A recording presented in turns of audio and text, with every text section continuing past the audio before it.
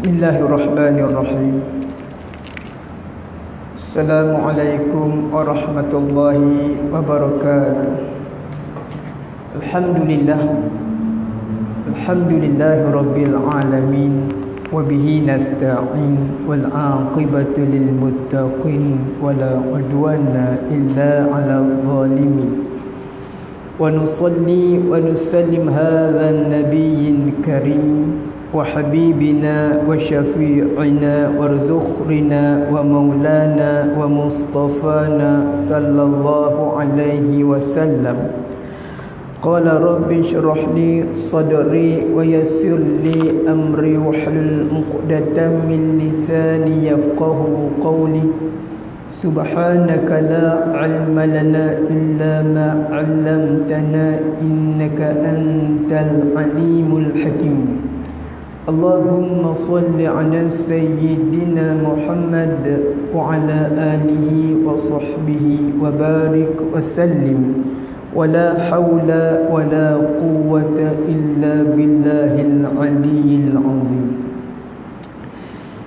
Alhamdulillah, pertama dan selamanya, marilah sama-sama kita merafakkan kesyukuran kehadrat Allah Subhanahu wa ta'ala, kerana dengan limpah dan kurnia serta inayah daripada Allah Subhanahu wa ta'ala, kita dapat berhimpun dan bersama pada malam ini dalam satu majlis ilmu.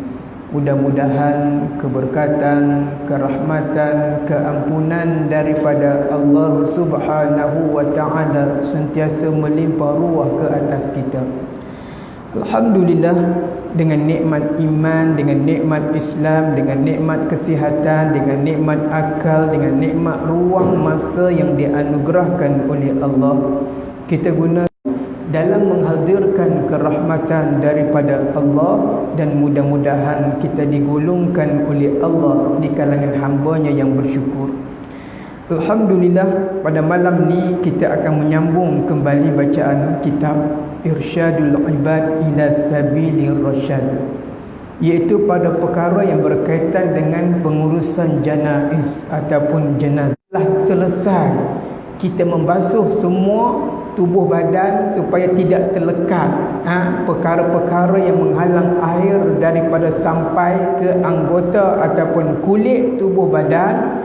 Habis ke semua tersebut, maka basuh kepala itu maka dibasuh dengan air daun bidara. Air daun bidara itu pada pihak daripada hadapannya, daripada bahu hingga kepada tapak kakinya, kan. Baik, apa yang disuruh iaitu lepas selesai, bermaknanya kita basuh. Basuh jenazah mayat tersebut iaitu mula dengan belah kanan dulu, di bahu kanan, kan. Kita tengok cara macam mana. Kepada kaki, maka dibasuh pada pihak belakang, dibasuh pihak tengah, dibasuh kepala itu maka dibasuh dengan air daun bidara itu pada pihak daripada hadapannya, daripada bahu hingga kepada tapak kakinya. Kemudian maka dibasuh pada pihak kiri dan seperti pada kanan jua, kan. Maksudnya di jua maksudnya kita basuh belah kanan tersebut, kita siramkan air di bahu tersebut, kan, di sebelah bahu tersebut, sebelah, kan, mandi sebelah itulah, seperti yang kita maklum, kita sebelah kanan dahulu, jua, kemudian diiringkan, lepas basuh kanan, kemudian kita basuh kiri dia, mula kita siramkan air di sebelah kanan dia dalam keadaan dia terlentang, kan, siram daripada bahu sampai kepada tapak kaki dia, kan, air daun bidara. Kemudian di sebelah kiri, maksudnya sebelah habis kanan, kemudian belah kiri. Baik, kemudian pada kanan jua, seperti yang basuh belah kanan tu. Kemudian diiringkan, maksudnya kita iringkan jenazah tersebut, lambungnya yang kanan naik ke atas. Maksudnya bahu ni dia naik ke atas, kan. Bahu ni maksudnya bahu kiri ataupun lambung kiri ni berada di bawah, maka kemudian kita nak basuh di belakang dia. Mula-mula kita basuh di hadapan dia dalam keadaan terlentang, kemudian bila kita nak basuh di belakang dia, kita iringkan dia. Kan kalau ikut tu mudah bagi menerak jurus habis cerita lah. Kan tapi ia tidak ada kehormatan pada si mayat. Kan kita tengok hukum dia apa kalau bagi menerak. Dia ada hukum dia. Baik, dia lambungnya yang kanan naik ke atas, maka dibasuh pada pihak belakangnya, pada pihak kanan daripada tengkok, jangan kena rambut daripada tengkok hingga sampai kepada kakinya, sampai kepada kakinya. Kemudian maka diiringkan pula lambungnya yang kiri. Selesai di sebelah kanan, maka di sebelah kiri pula iringkan dia. Lambungnya tersebut naik ke sebelah kiri pula. Kemudian dicurahkan air di belakang, daripada belakang tengkok ni sampai ke kaki dia. Baik, pula naik ke atas, maka dibasuh pada pihak belakangnya sebelah kiri tadilah, seperti dibasuhnya pada pihak kanan jua yang tadilah. Dan jangan diulang membasuh kepalanya. Tak perlu dah kita membasuh kepalanya, sebab kita dah awal-awal tadi dah, kan, awal-awal tadi dah kita juruskan badan dia, kan. Jangan diulang membasuh kepalanya dan mukanya, tak perlu, kan. Hanya berlegar kepada batang tengkok sahaja yang kita mandikan ia dengan daun bidara, air daun bidara, dan mukanya lagi. Maka sekalian basuh itu dengan air daun bidara atau umpamanya, kan. Air bidara ni peranan dia untuk apa? Mungkin untuk menyucikan, untuk wangi. Tapi kalau tak ada daun bidara, maka gunalah apa-apa juga pun daun yang seumpamanya daripada sintuk, kan. Sintuk ni maksudnya membersihkan ataupun mewangi, kan. Ada sintuk daripada limau dengan apa dulu tak, kalau kita dulu kedai ni dia jual sintuk, no lah, tak ada lah. Saya ingat kedai ada jual sintuk limau, set limau, lepas tu dengan apa kabut, sabut ke apa nama tak, sekali, kan, sekali jual lah, tak ada lah. Baik, apa dari apa atau seumpamanya daripada sintuk dan lainnya. Dan haram meniarapkan mayat, tak boleh meniarapkan mayat, haram hukum dia, kerana hormat akan dia mayat, hukum dia haram kita tiarap. Ikut dan mandi tempat ada mati dah, ikut dan buat macam mana pun, tungging kena tungging sini, kan. Orang Islam kita menghormati, walaupun ia telah pergi ataupun ia telah meninggal dunia. Baik, sekalian basah itu haram meniarapkan mayat kerana hormat akan dia. Maka didirus dengan air semata-mata, kan, yang menyucikan. Okey, habis kita siramkan air daun bidara tersebut. Okey, berapa kali? Disunatkan untuk bertiga kali, kan. Okey, mula kita ambil air, curus sekali belah kanan, lepas tu 2 kali, lepas tu 3 kali. Begitu juga dengan kiri, 1, 2, 3, tapi memadai dengan sekali sahaja. Disunatkan 3 kali jirusan. Baik, habis jurus tersebut, kemudian didiruskan dengan air semata-mata, maksud air kosong, kan, air biasa saja yang menyucikan air daun bidara itu, kan. Untuk mungkin ada daun-daun yang melekat ataupun serpih-serpih yang melekat, kan, ataupun lekat dia punya warna ke apa sebagainya lagi, maka peranan air selepas itu adalah untuk menyucikan air jirusan daun bidara tadi ni. Baik, jurus air semata-mata, kan, daripada kepala. Yang ni tak apa, daun bidara tadi tak boleh kita nak jurus kepala dia, tapi bila air yang biasa tadi ni boleh kita jurus kepala dia hingga kepada kakinya. Maka kafiat dirus itu seperti dirus dengan air daun bidara tadilah. Maksudnya belah kanan 3 kali, kita buat macam tu juga, mula belah kanan 3 kali, kemudian di belakang 3 kali, kan, bertiga kali. Kemudian macam kita jurus air daun bidara tadi ni, kan, dengan air yang biasa. Baik, kemudian kafiatnya dirus seperti dirus air daun bidara jua. Ada jua daripada mendahulukan kanan pada pihak hadapan, kemudian pihak kiri sebelah hadapan, kemudian belakang pada pihak kanan, kemudian sebelah kiri pada pihak belakang. Tadilah mula-mula kanan 3 kali, kemudian di belakang 3 kali kan. Itu di antara dia lah. Cara kita nak mandikan daun bidara dengan air yang bukan air daun bidara selepas kita menjuruskan air bidara, iaitu air semata-mata, iaitu air yang biasa. Baik. Kemudian dimandikan, meratakan sekalian badannya dengan air semua tadi dah. Maka kafiat dimandikan air kafur. Jangan mengubah. Tengok. Yang ditaruhkan padanya sedikit, semata-mata yang sedikit dengan sekira-kira, jangan mengubah ia akan air itu, maka kafiatnya dimandi. Maksudnya kafur baruh. Air semata-mata tersebut kita masukkan sedikit kapur barus. Kan air tadi hak nombor 2 tadi ni, air kafur barus, dengan sekira-kira jangan mengubah ia akan air itu. Maka kafiat dimandikan dengan air kafur itu seperti kafiat yang telah lalu. Maksud ni hak ni yang ketiga nah.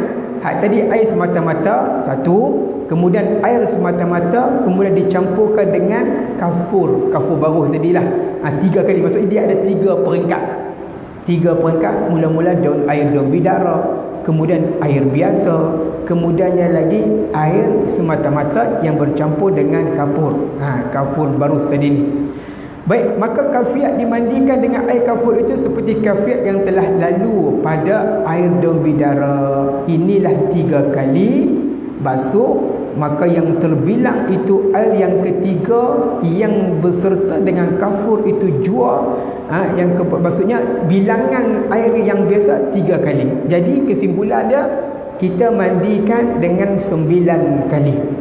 Kan 9 kali air tersebut. Kan 9 kali air tersebut.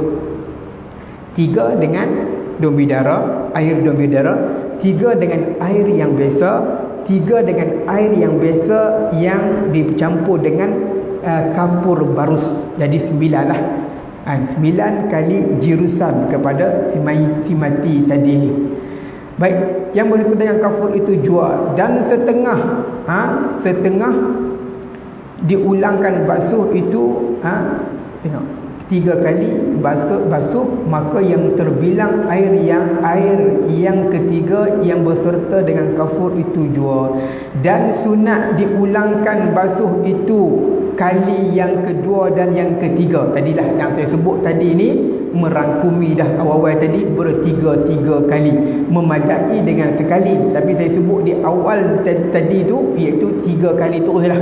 Kan 3 kali jurusan yang pertama, jurusan yang kedua, dan juga jurusan yang ketiga.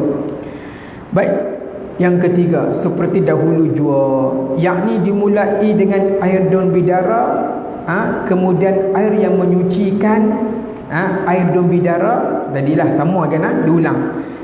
Daun bidara, kemudian yang ditaruhkan sedikit kapur.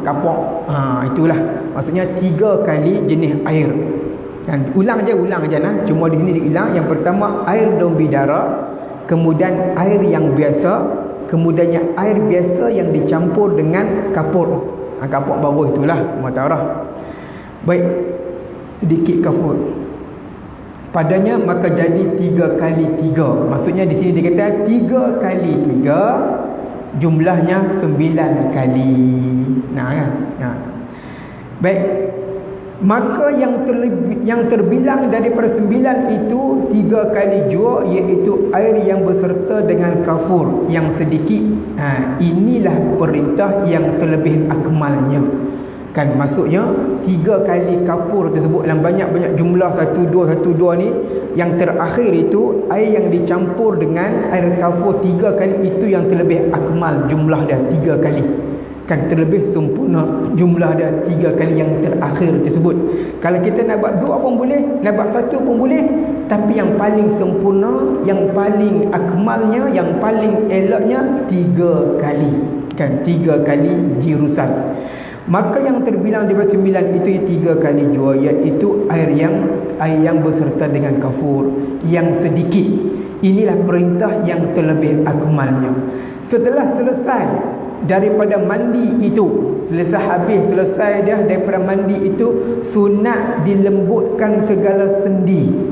kan, sendi tu mungkin agak urut sikit kan, buh minyak sikit mungkin kan. Itu betul lah, orang tahulah keadaan macam mana kita nak. Bila selesai kita mandi, disunatkan untuk melembut-lembutkan kan, bukan buat senaman pula lagi, tarik kaki dah buat macam dulu dah. Maksud dia urut sikit, urutan yang lembut kan, supaya sendi-sendi ni mudahkan untuk kita mengkafankan ia. Baik, daripada tangannya dilembutkan segala sendi daripada tangannya dan kakinya, seperti perintah diperbuatkan dia mengiringi keluar nyawa itu. Seperti mana saat jenazah tersebut baru diambil, jenazah tersebut lepas sakaratul maut, lepas mati tu kita berminyak, kita urut supaya kedudukan sendi dia tersebut ni lembut untuk kita uruskan kan, disunatkan lepas kita mandi tersebut, lepas dimandikan jenazah itu. Baik, pada mandi itu sunat. Yang keluar nyawa itu maksudnya seperti mana yang kita buat apabila si mati tadi ni amal dengan ilmu-ilmu yang salah kan. Ada kampung saya dulu ada seorang kan, orang mati dia rajin, dia tak mandi, dia tolong-tolong angkat ayak, dia tolong-tolong. Lepas tu kain yang menjadi hamparan kepada si mati ataupun kain yang mengesak si mati ni hilang kan. Orang cek-cek tengok, oh dia ambil apa untuk buat, untuk mengamalkan ilmu-ilmu yang songsang.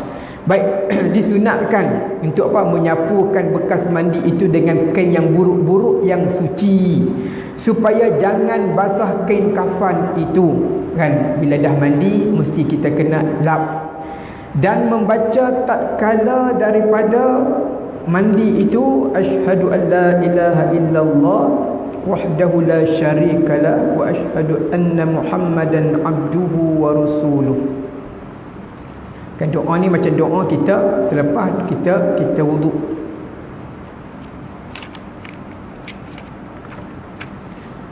Allahumma ja'alhu minat tawabin wa ja'alhu minal mutatahhirin wa ja'alhu min ibadika salihin. Subhanaka Allahumma wa bihamdika asyhadu an la ilaha illa ant wa astaghfiruka wa atubu ilaik. Wa sallallahu ala sayyidina Muhammad wa ala alihi wa sahbihi wasallam. Kalau kita baca wa ja'alni kan, tapi di sini kalau mayat tersebut kita mandi untuk si mayat, bagi lelaki wa ja'alhu. Kalau bagi perempuan waja'alha kan, ubah ni dengan ha dengan hu saja. Doa dah sama seperti kita mandi wajib ataupun kita berwudu. Doa dah. Baik, dan makruh mengerat kuku dan makruh mengerat kuku dan mencukur bulu, rambut dan roma. Tak boleh nak makruh dan roma. Maka mayat yang tiada muhrim, mayat yang tiada muhrim sekalipun, ataupun kalau mayat yang sebut bukan di kalangan orang yang berihram kan, yang berihram sekalipun. Baik, kalau yang berihram tu dah memang tak boleh dah. Biar kita simpan ia dengan pakaian ihram dia yang akan menjadi saksi dibangkitkan oleh Allah di padang mahsyar. Memang tak boleh kita nak kerak, memang tak boleh kita nak apa-apa. Dan juga pada kitab ini juga menerangkan kepada kita, walaupun orang tersebut tidak dalam keadaan ihram, muhrim dalam keadaan ihram, maka makruh untuk kita mengerat kuku, cukur janggut ke rambut dan sebagainya lagi mayat yang tiada muhrim, kerana hormat segala suku anggotanya. Sebab tu kan, bila kita dalam keadaan hadas besar, ada ulama kata tak boleh sebelum kita mandi hadas, kita tak boleh nak cukur, tak boleh nak pisahkan, tak boleh. Sebab itu adalah hak-hak yang perlu dicucikan. Kalau dia jatuh kita buang, baru kita teringat, kita kutip balik untuk kita basuh. Itu sebahagian daripada ulama. Ada ulama yang menyatakan tak perlu kan, cukup itu tak perlulah. Tapi yang kuat jadi amalan kita, maka tidak seharusnya untuk kita membuang cukur-cukur tersebut sebelum kita mandi janabah ataupun mandi hadas. Kadang-kadang bagi perempuan Kan bagi perempuan ke lelaki ni kita mungkin bercukur loh, itu tak boleh. Tapi bagi perempuan ni kadang-kadang dia dalam keadaan haid, rambut gugur, kadang-kadang simpan 7 hari, simpan dia gugur lepas sebagainya lagi, tak perlu. Kan kalau perempuan lah. Kalau lelaki ni tak perlulah kita nak bercukur sebelum kita berjanabah. Tapi kalau perempuan kadang-kadang rambut dia kan luruh. Kan itu di antara persoalan yang sering ditanya. Dia pun himpun. Elok mandi untuk selesai mandi hadas, mereka mandikan sekali. Kan jadi untuk kemudahan dia, walaupun ada sebahagian ulama yang menyebut kena himpun, tapi ada sebahagian ulama menyatakan tidak perlu kita himpun, kita mandi yang tu lah. Sebab ia luruh tu bukan dengan kehendak ataupun dengan ikhtiar kita. Kan itu sebahagian para ulama. Jadi untuk kemudahan kita, kan hari ni nak cari, dulu ni orang himpun satu bekas tak hilang. Kalau ni himpun hilang tak tang mana, tak lupa. Saat anak mainlah, cucu mainlah, macam-macam. Itu di antara cara hukum dia. Kan itu sebahagian daripada rambut kita sama ada perlu ataupun tidak untuk kita simpan. Baik kalau yang gugur. Tapi kalau kata kita ni yang cukup tu, maknanya itu cerita hukum dia lain pula. Baik, maksudnya suku anggota, dan kerana inilah haram potong akan khulfahnya. Kan khulfah ni iaitu belalai. Kan bagi lelaki ni zakar yang tak sunat tu, itu dia panggil khulfahnya. Kalau khulfahnya dia kata, dia ni mandi lah, aku ingatkan potong dah, tak potong lagi. Kena potong, tak perlu. Kan kita mana nak tahu, duduk semayang dengan kita, tengok-tengok tak masuk jawi lagi. Kan nak pergi tengok bukan dia. Kan tiba-tiba elak nak bagi mandi, tak potong lagi mak ni. Aku ingat kan potong dah, lupa. Kan dia tak masuk jawi. Maka pada keadaan tidak perlu dipotong khulfahnya.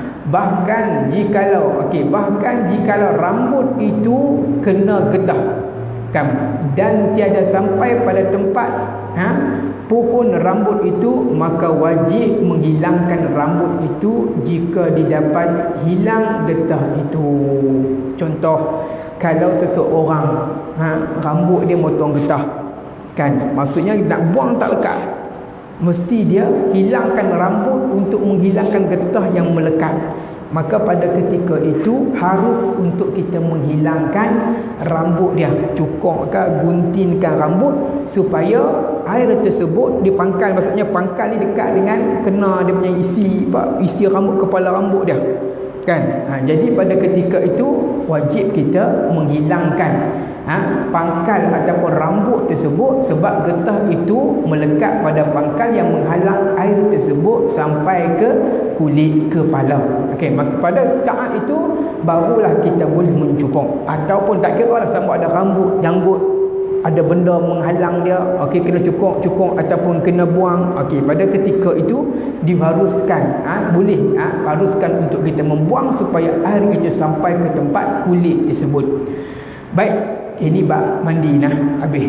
Syahdan ambil perhati bahwasanya yang aula memandikan mayat laki-laki itu sama ada laki-laki, kan, mayat laki-laki itu sama ada laki-laki, jikalau ada baginya isterinya sekalipun.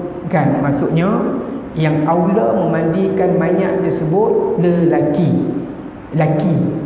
walaupun ada isterinya, kita ambil keutamaan dulu. Tapi kalau si isteri nak memandikan, tak ada masalah apa, kan, isterinya sekalipun. Dan yang terlebih utama daripada lelaki-lelaki yang mandikan itu, orang yang terlebih utama jadi imam, kan. Zaman dulu ni tu imam buat semua, kan. Zaman dulu lah ni zaman tu imam kalut, sibuk kena kiim data lah, apalah, kan. Zaman dulu tak kisah, kan, semua tu imam buat aja. Baik, okey, yang aulanya mandi tersebut adalah imam sembahyang, yang sembahyang akan dia. Tetapi yang faqih itu terlebih utama, kan, yang faqih, yang faqih ni, yang alim itu yang terlebih utama daripada yang tuha pada Islam, yang terdahulu pada Islam. pada mandi di sini, dan kemudian daripada laki-laki itu laki-laki yang helat. Laki-laki yang helat ni maksudnya bukan di kalangan ahli keluarga dia. Mula-mula utamakan lelaki, orang kata apa, yang dia menjadi imam kan. Kemudian daripada lelaki yang boleh menjadi imam sembahyang, contoh yang nak sembahyang jenazah dari tadi anak sulung dia, contoh, ataupun haji tu sekian-sekian, maka yang aula dia adalah haji tu mandikan dia. Kemudian yang lebih aula lagi mandikan dia ada seorang orang yang untuk alim, maka itu yang lebih utama. Maksudnya kita nak ambil ni keutamaan sembahyang. Macam solat jenazah lah kan. Solat jenazah ni yang orang kata apa, memang orang kata anak lah, waris lah. Kita jangan tanam fahaman macam tu. Yang utama kali adalah orang yang alim, orang yang faqih kan. Sebab itu dulu saya teringat ada seorang, ketika mana ada seorang ulama, Syekh saya tak ingat siapa dia, di antara ulama Al-Azhar. Dia kata dalam soal sembahyang mayat ni, yang pertama sekali memanglah pemerintah kan. Kemudian di kalangan para alim, walaupun kita ni anak orang yang mati tadi ni, yang utama ni orang alim. Takkanlah kita orang alim dah kita biar dia jadi imam. Pernah tu ketika di Mesir dahulu ni ada satu jenazah. Ketika tu saya sedang dengar kuliah daripada Syekh Mustafa An-Nadawi, salah seorang ulama muhaddis negara Mesir. Dia datang jenazah. Jadi bila Syekh Mustafa ni dia habis mengajak sembahyang jenazah, lepas tu bila Syekh Mustafa nak naik, anak dia tadi ni tarik tangan Syekh Mustafa tak bagi jadi imam. Dia nak jadi imam. Bila dia jadi imam tersebut, tangisan dia tersebut tu orang kata mengganggu. Mengganggu dia lah. Tak rosyok lah, apa lah, dalam sedang sembahyang tu dia duk sedu kan. Itu di antara perkara yang tak elok lah. Kalau ada orang alim, bagi orang alim, walaupun kita anak dia kan, keutamaan dulu ni bab sembahyang jenazah memanglah. Tapi kalau kata anak dia alim ke, anak dia ustaz, anak dia yang boleh, kita tak masalah apa. Cuma yang saya sebutkan di sini adalah aula keutamaan kan. Bukan kata tak boleh anak dia boleh, tapi keutamaan. Orang yang soleh doa dimakbulkan oleh Allah kan. Mana nak tahu kan, Allah Ta'ala akan mengampunkan dengan sebab orang soleh tadi ni. Jadi kita utamakan orang yang alim, orang yang soleh. Baik, itu bab sembahyang. Yang apa yang saya sebutkan ni adalah berkisar kepada bab memandikan. Dan kemudian daripada laki-laki itu isterinya, dan jika berkahwin dengan laki-laki yang lain sekalipun. Baik. Kemudian maka perempuan yang tiada dia harus nikah dengan dia. Maksudnya perempuan yang harus tak harus nikah, yang tak boleh ni kan, bekas isteri dia. Kemudian dia lagi perempuan yang boleh dinikah dengan dia, dan haram perempuan ajnabiyah. Maksudnya haram perempuan yang asing mandikan mayat, memang tak boleh lah kan. Perempuan yang ajnabiyah, perempuan yang asing memang tak boleh lah. Maka haram sembahyang ataupun memandikan lelaki tadi ni. Baik, memandikan laki-laki. Dan yang terutama pada memandi mayat perempuan itu sama perempuan, maksudnya perempuan dengan perempuan. Tetapi yang terutama daripada segala perempuan itu yang mahramnya, yang mahramnya, kemudian perempuan yang helat. Maksud yang utama tersebut perempuan yang ada orang kata apa, yang mahram dia, sama ada adik dia kan, abang dia, kakak dia, yang mahram yang tak boleh kahwinnya. Kemudian perempuan helat ataupun perempuan yang asing, orang bukan ahli keluarga dia. Kemudian suaminya ataupun lakinya. Kemudian laki-laki yang tidak harus nikah, maksudnya lelaki yang tak boleh menikah dengan dia lah, yang mahram dia.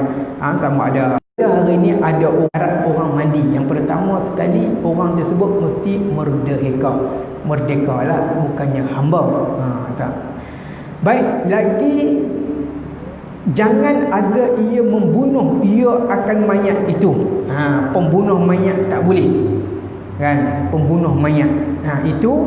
Dan jikalau dengan sebenar sekalipun dia bunuh mayat, sama ada dia bunuh dengan cara yang tidak hak kan, ataupun dia tersilap ataupun dia itu pun tak boleh. Ataupun dia membunuh itu dengan hak. Contoh dia tukang gantung, contoh dia tukang pancung, tak boleh memandikan si mayat ini. Kalau mandi juga adakah batal, adakah tak sah juga. Cumanya di antara syarat dia. Baik, syarat mendahulukan pada hendaklah ada yang berdeheka, lagi jangan ada ia membunuh akan mayat itu. Dan jikalau dengan sebenar sekalipun, walaupun membunuh dengan hak, mungkin tukang gantung, tukang pancung, dan jangan ada ia berseteru. Musuh dia jangan duk panggil. Sebelum ni dia tak kawal melawan musuh, maka kalau seteru dengan dia jangan. Dan lagi jangan kanak-kanak dan jangan orang fasik. Kanak-kanak apa pemandilah, berjurus-jurus jentu sudahlah, kan. Dan jangan orang yang fasik. Orang yang fasik ni bimbang apa? Sebab mereka ni tidak ada amanah. Kan ikut dah ni bimbang. Mana aku mandi jenazah dia, tolong aku mandi jenazah dia tadi, dia telok besar sebelah.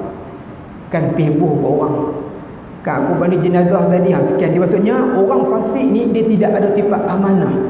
Kan tidak ada sifat kejujuran. Sebab itu orang yang mandikan mayat ni, yang pertama sekali sifat amanah. Orang yang siqah, orang yang dipercayai, orang yang boleh menjaga rahsia.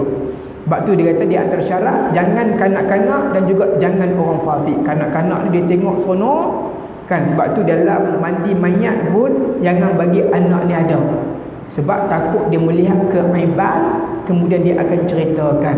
Pada budak tengok benda pelik lagi, dia tengok aku tengok tok wan aku tengok lagi dia cerita, kan. Itu takut menimbulkan keaiban kepada jenazah tadi ni dan orang yang fasik.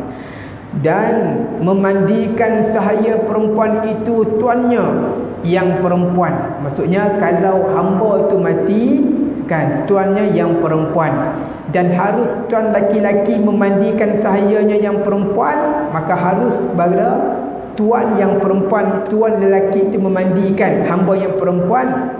Dan jika ada sahaya itu mukatib ataupun walid, maksudnya yang dia pernah tidur, kan, meniduri hamba dia, dan juga ataupun tuan tadi ni, hamba tadi ni yang beranak anak tuan dia tadi ni, yakni gundik tadilah, macam itulah gundik yang beranak dengan pengetahuan, yang beranak yang beranak dengan pengetahuan sekalipun. Jikalau ada sahaya itu tiada bersuami, kan, jikalau suami hamba tadi tiada suami dan tiada ia di dalam iddah, maksudnya rahim dia tadi ni kosong, kan, suci, dan tiada di dalam istabra, suci tadi dah. Iddah ni lain, iddah ni maksudnya peringkat orang kata cerai. Kemudian tiada dalam istibra ni dalam keadaan tempoh rahim dia suci. Mungkin sebelum ni dia jadi hamba kepada orang lain, kemudian dalam tempoh rahim tadi ni suci. Dan bersekutu, dan tiada mab'ad dan juga mub'ad, dan jika ada ia seperti demikian itu, nescaya tertegah ia memandikan tuannya, kan, memandikan tuannya. Maka tuan tadi sekiranya dia ni dalam keadaan iddah, dalam keadaan istibra', dalam keadaan bersekutu, dalam keadaan mab'ad, maka tertegahlah tuan dia untuk memandikan. Tadi yang boleh mandi tuan dia lelaki tadi ni kalau kata gundik, dan juga dia ni hamba tadi melahirkan anak daripada tuan tadi. Tapi kalau yang saya sebut tadi ni, yang tadi dalam keadaan iddah, dalam keadaan istibra' tu, maka tuan tadi ni tidak boleh memandikan hamba yang perempuan, lelaki yang perempuan. Tapi kalau tuan yang perempuan, ya boleh. Tapi kalau tuan lelaki memandikan hamba tadi ni, hanya dua saja, yang dia tu tak boleh. Dan tidak harus sahaya perempuan memandikan tuannya. Hamba tak boleh memandikan tuannya lelaki, kerana dengan mati mati penghulu itu ataupun ketua tadi ni, maksudnya tuan tadilah itu berpindah miliknya kepada warisnya. Maksudnya hak tadi bila tuan tadi mati, hamba tadi dia berpindah milik kepada orang lain dah, dia tak boleh nak memandikan. Dan harus bagi laki-laki itu memandikan mayat kanak-kanak yang perempuan. Kan boleh lelaki dewasa memandikan mayat-mayat yang perempuan yang belum sampai kepada keinginan.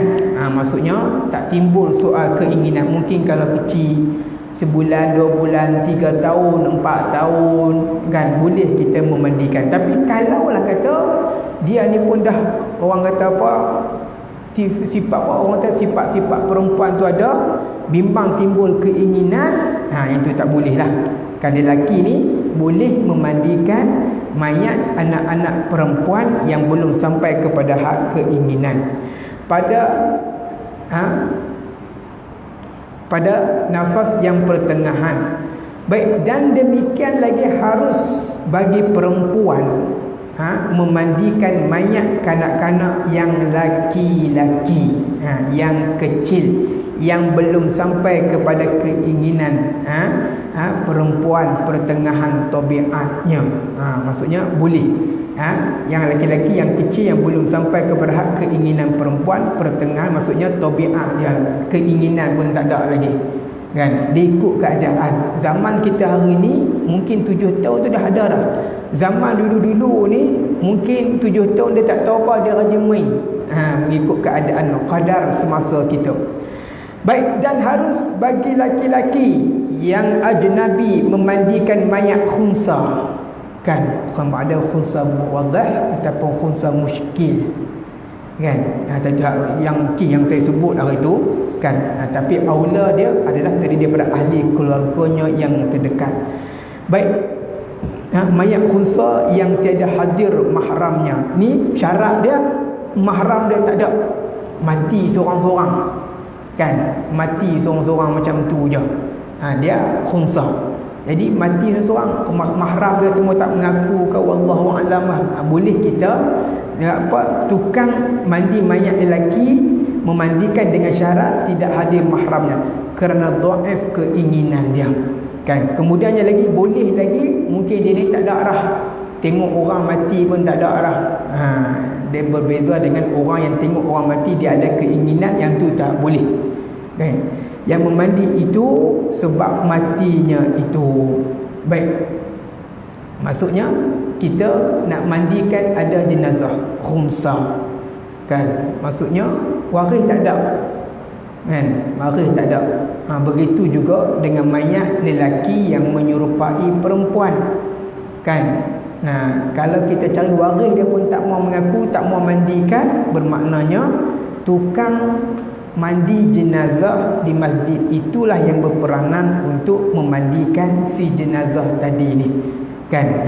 Dengan syarat dhaif keinginan dia, kan. Jangan sampai timbul keinginan, tengok laki dia ubah habis dah, kan, dia ubah habis dah. Walaupun ubah jadi perempuan, tetapi sifat dia tersebut memang lelaki, kan. Walaupun dia berubah jadi perempuan, ada teklah, ada itu dia tukar itulah, tetapi hukum dia tetap seperti lelaki. Bila mati pun dikafankan pun macam lelaki, tak perlu pakai telekung, pakai kepiah, pakai serban. Walaupun ada 2 ketui, 2 bukit, ada dia punya perempuan, tetap macam seperti lelaki juga diuruskan dia. Baik, kalau perempuan, kalau khunsa ni tengok dia berat kat belah mana, kan. Dia berat kat belah mana. Kalau khunsa dua-dua ada, maka diberati ke arah perempuan, kan. Kalau dua-dua ada, dua-dua, kan, khunsa ni pelik lah. Itu kena hukum dia kena lebih detail. Tapi secara apa, secara jelas, secara ninya, iaitulah tengok, kalau kata dia dua, uruskan seperti pakai perempuan lah, kan, bagi suara kat perempuan lah. Kalau kata dua-dua, kan, suara kat perempuan. Tapi kalau khunsa ni mungkin 6 bulan lelaki, 6 bulan perempuan pun ada juga. Tengok tang mana yang dia mati tersebut, tang mana yang lebih anggota dia. Itu di antara masalah berkaitan dengan khunsa. Baik, jikalau sukar memandikan mayat itu kerana ketiadaan air atau takut takut luruh dagingnya kerana kerana beratnya seperti berlama-lamaan matinya, maka wajib tayamum kan, tayamum wajib tayamumkan dia, dan tiada wajib pada ini tayamum niat kerana dihubungkan dengan asalnya kan. Maksudnya kalau mayat mungkin lama duduk dalam air ataupun mayat tersebut tertanam lama, takkan nak mandi tulang engkau kot kan, ataupun mayat yang kita rasa isi dia tersebut akan luruh kan, akan luruh. Okey, kemudian dalam masalah kita hari ni COVID kan, nak bagi mandi tu payah macam mana kan, ikut yang terkini lah, itu cara bertayamum di atas plastik dia ataupun retah yang telah disediakan. Sebab di situ mungkin akan mendatangkan muskilah, permasalahan kan, nak mandi itu bukannya senang kan. Jadi cara dia adalah tayamum di atas plastik yang ada jenazah tersebut. Baik, ini kalau kata jenazah tersebut teruk dagingnya. Demikian lagi wajib ditayamum akan mayat perempuan yang tidak hadir di sana itu mahramnya kan, perempuan. Kita tak ada orang yang bagi mandi, perempuan tak ada. Tiba-tiba dia mati tempat lelaki, tapi orang perempuan tak ada langsung nak mandi. Ni contoh dah. Dia seorang mati. Kemudian kalau kata lelaki ini mandikan, akan melihat aurat dia paling terang.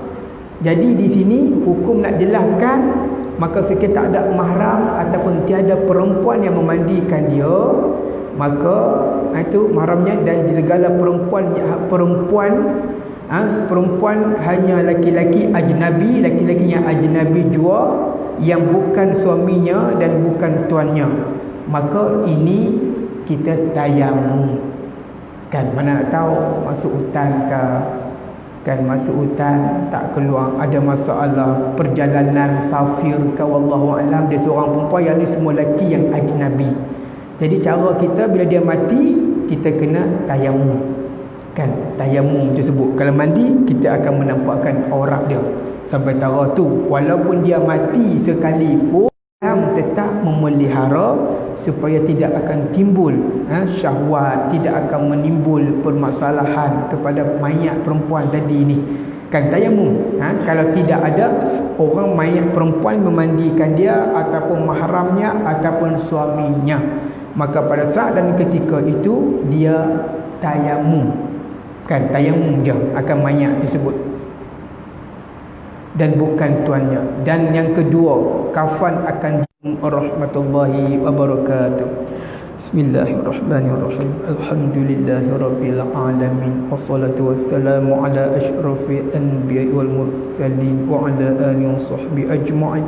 Allahumma ighfir lana dhunubana wa liwalidayna warhamhuma kama rabbawna shaghara. Allahumma 'allimna ma jahilna wa dhakkirna ma nasina ya dha jalali wal ikram. Allahumma inna nas'aluka 'ilman nafi'a. Subhanaka Allahumma wa bihamdika asyhadu an la ilaha illa anta wa astaghfiruka wa atubu ilaik. Wa sallallahu ala sayyidina Muhammad. Alhamdulillahi rabbil alamin.